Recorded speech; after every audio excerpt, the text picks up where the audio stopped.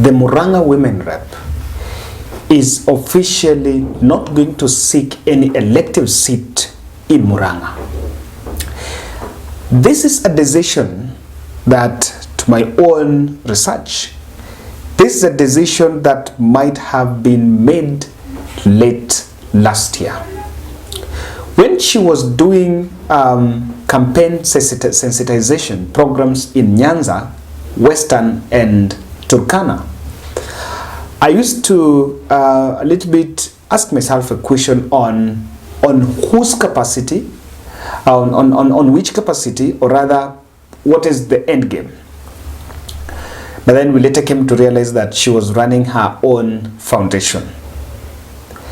But then, having been an MC, having been a women rep in 2013, she won that seat in 2013 after having, after a long spell in media. By the way, Sabina Chege's background is media. She has a degree and a master's in education and communication. Then she did some acting a bit before she ventured into management in Kameme. So she's worked with Uhuru for quite some time because Kameme belonged to Uhuru under K24, under the Media Max. So now the reports emerging that she's not going to seek an elective seat, having won with the TNA in 2013 and Jubilee again in 2017. Everyone else would expect her to at least seek an elective seat. Sometime last year, she was on record asking the president to give the Central Kenya direction, especially the members of Kieleweke. And she was saying that if they were not given directions, then they were at liberty to make their own choices. Now, I listened to a speech. It is a very deep 26-minute speech that she was giving some students in Murang'a MTC. And if you listen to that speech, ladies and gentlemen, it is deep, and she was nearly in tears talking to the young people in that MTC.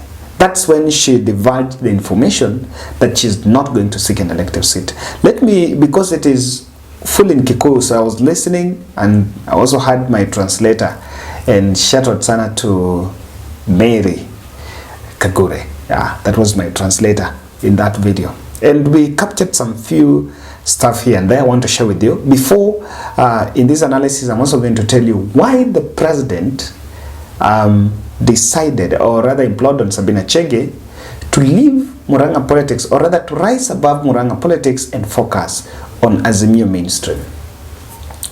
Now, in that 26-minute clip, I'm just going to play for you a snippet. Sabina Chege was telling the youth there that her decision not to seek an elective seat in Murang'a is not because she does not fit, but she has to put the community first. And putting the community first, you're saying that they should focus on the bigger picture. It's not just about Murang'a, or it's not just about them. She was saying that she decided to stick with Uhuru when everyone else was leaving, to make sure that the future of Gema Nation is protected and is intact. And all through my translator was telling me she was referring to those to the young people there as my sons and daughters.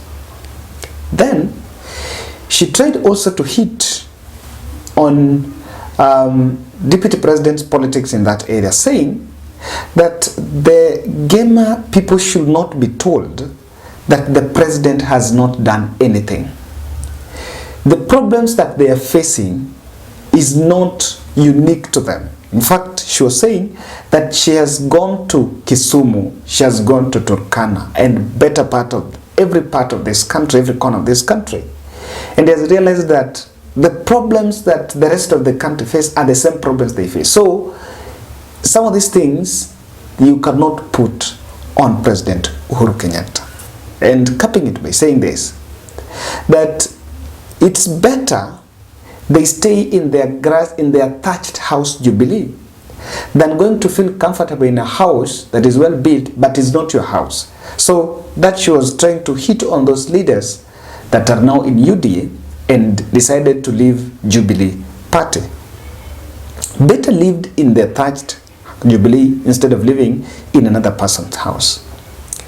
And in what I was also keen to listen to is how she decided to demolish William Ruto by saying that Ruto is not what they have been told, what the Central Kenya have been told he is. The president knows him very well. And he's saying that if he could frustrate their own son, Alfred Keter, what can he do for the rest of the team that are from the Gema? And what I was saying is that these people are going to be betrayed up and belly. So I've just tried to summarize, and there might be some flaws here and there, but I also want you to listen to just 2 minutes of beat.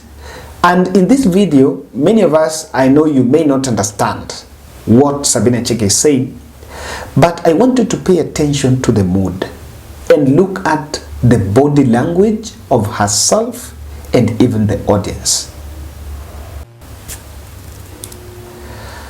Ladies and gentlemen, if you look at that, you see it was a very deep speech. Someone was really, it was that deep. Even if you look at the comment section, I captured it in some YouTube channel. If you look at that comment section, everyone else is talking about what Sabina said there. So before I tell you part of why Uhuru Kenyatta implored on Sabina Chege to work with him in Azimio, kindly, if you're watching this video and you have not subscribed, I want to humbly request you subscribe. Click the notification bell so that when we publish this video, you will be notified. One, the president was an isolated man. When the people he had trusted most, Anne Waiguru, William Kabogo, you can name Gachagua. Gachagua was once his personal secretary. Moses Kuria. When the team that he trusted most left, the president was left isolated. And what I feel is he was trying to make sure that he can crop new leaders that could be his allies even after he leaves the State House. And one of the reasons why, if you listen to the rallying call from the leaders that are opposing the president, what they're simply telling the president is, leave and go. Leave and go. So they don't want to work with him after he's even left State House. And that is what the president is now trying to crop in new leaders. Project Sabina Chege involves Ngunjiri Wampugu, Kanini Kega, Jeremiah Kioni, and all that team. And that is why I think it was well advised to make sure that the Jubilee leadership, they give it, concentrate it to Central Kenya so that the Central Kenya people would have that trust. Sabina Chege is part of that wider project of Uhuru to crop new leaders. You cannot underestimate something that is also in Sabina Chege. He has the traction and the catch of the youth and the women constituency. If you follow two speeches that the presidents, I think three, there was one at Declaration, Sagana 3.